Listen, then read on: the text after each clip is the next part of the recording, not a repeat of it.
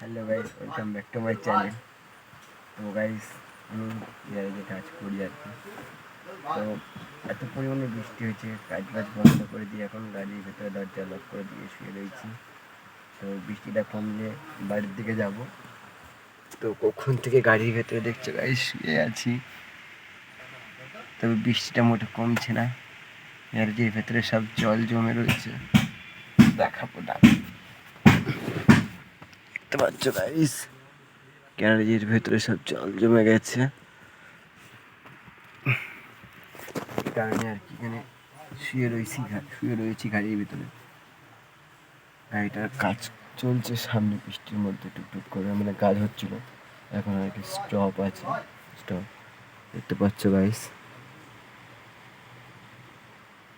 বাস থেকে দরজা লক করে দিয়ে একদম সামনের সিট, এটা হলো তার পরেরটা, আমি একদম পেছনে শুয়ে রয়েছি, দেখতে পাচ্ছ।